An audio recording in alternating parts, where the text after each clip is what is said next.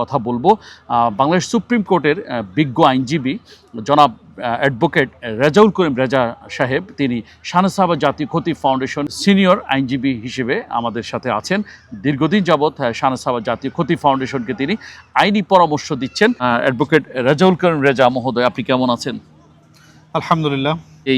আপনাকে আমাদের আজকে সাক্ষাৎকারে অভিনন্দন। আপনার এই সাক্ষাৎকারটি সারা বাংলাদেশ থেকে এবং বিদেশ থেকেও হাজার হাজার দর্শক দেখবেন। আমাদের ভিডিওগুলো সাধারণত মসজিদ মাদ্রাসার উপর ইন্টারেস্টেড যারা, তারাই মূলত দেখে থাকেন। যারা মসজিদ মাদ্রাসাকে রেসপেক্ট করেন, সেগুলোর প্রতি তাদের আবেগ অনুভূতি রয়েছে। তো আজকে আপনি যদি বলেন যে আমাদের দেশে যে বলৎকারী অথবা যৌন হেনস্থাকারী যদি কাউকে পাকড়াও করা হয়, যাকে আটক করা হয়, তখন সাধারণত আইনের দৃষ্টিতে কি করতে হবে, এবং কাউকে যদি ষড়যন্ত্রমূলকভাবে তার থেকে স্বীকারোক্তি আদায় করতে হয়, এ বিষয়ে আইন কি বলে? সেটা হচ্ছে, আপনাকে প্রথমে আমি ধন্যবাদ জানাচ্ছি এরকম একটা গুরুত্বপূর্ণ বিষয় নিয়ে আমার কাছ থেকে সাক্ষাৎকার নেওয়ার জন্য। তো বিষয়টা হচ্ছে খুবই একটা শ্রদ্ধার জায়গা, সম্মানের জায়গা। একজন একজন ইমাম, খতিব কিংবা মুয়াজ্জিন, আমাদের পবিত্র মসজিদের সাথে যারা সম্পৃক্ত, তাদের জায়গাটা হচ্ছে আমাদের শ্রদ্ধার জায়গা। এগুলো হচ্ছে অনেক সেন্সিটিভ বিষয়। তো অনেক সময় দেখা যায় যে আমরা কোনো মানুষই আইনের ঊর্ধ্বে না, কোনো মানুষই ভুলের ঊর্ধ্বে না। কোনো মানুষ যদি একজন মানুষের বিরুদ্ধে ষড়যন্ত্র করতে পারে, দুশ্মনী করতে পারে, বা মিথ্যা একটা অভিযোগ নিয়ে আসতে পারে, শুধুমাত্র মিথ্যা অভিযোগের ভিত্তিতে একজন আলেমকে যদি, একজন ইমামকে বা একজন খতিবকে যদি অ্যারেস্ট করা হয়, বা প্রাথমিক তদন্ত না করে যদি একজন আলেমকে যদি বা ইমামকে অ্যারেস্ট করা হয়, এটা একটা শ্রদ্ধার জায়গায়, এটা সবার জন্য ক্ষতিকর। যে মানুষ, একটা কথা আছে, সাদা কাপড়ে আমাদের দাগটা বেশি দেখা যায়।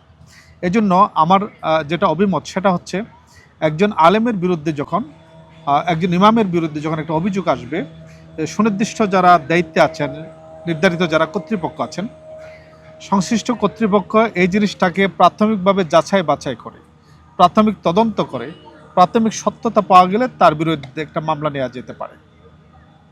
একটা অভিযোগ আসলো, কিছু না জেনে না বুঝে, তদন্ত না করে, প্রাথমিক যাচাই বাছাই না করে যদি একজন ইমামের বিরুদ্ধে যদি একটা পত্রিকায় ছাপানো হয়, একটা যদি কোনো কথা বলা হয়, মিডিয়াতে যদি কোনো কথা বলা হয়, হঠাৎ করে যদি হুটহাট করে যদি একটা মামলা এন্ট্রি করা হয়, অথবা তাকে ধরে নিয়ে চাপের মুখে যদি একটা 22 ধারা কিংবা 164 নেওয়া হয়, তো এটা জিনিসটা হবে খুবই এটা আইনের দৃষ্টিতে এটা ক্ষমাযোগ্য নয় বলে আমি মনে করছি আর কি।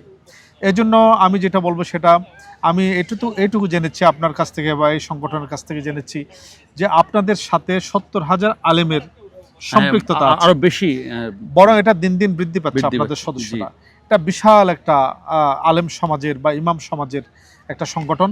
তো এই সংগঠনের দাবি হচ্ছে, আমি আগেও শুনেছি বা আমরাও বলেছি বিভিন্ন জায়গায়, তো এখনও বলছি, যে এই সংগঠনের জন্য, যে আলেম সমাজের জন্য, ইমামদের জন্য আলাদা একটা আইন করা যেতে পারে।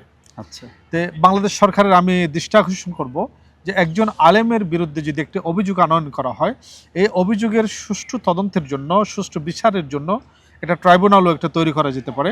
সত্যি যদি একজন আলেম, যদি একজন ইমাম যে অপরাধ করে থাকে, তিনি যেন আইনের ঊর্ধ্বে নয়, তার জন্য একটা বিচার হবে। ঠিক একইভাবে কেউ যদি তার বিরুদ্ধে ষড়যন্ত্র করে একটা মিথ্যা মামলা আনয়ন করে, মিথ্যা অভিযোগ করে, তার বিরুদ্ধেও যেন একটা ব্যবস্থা নেওয়ার সুযোগ থাকে, এরকম একটা আইন করা যেতে পারে। তাহলে সুনির্দিষ্ট যখন একটা আইন থাকবে, তাহলে আমাদের শ্রদ্ধার জায়গাটা, আলেম সমাজটা মিথ্যা হয়রানিকর অবস্থা থেকে পরিত্রাণ পাবে এবং তারা সুরক্ষিত থাকবে।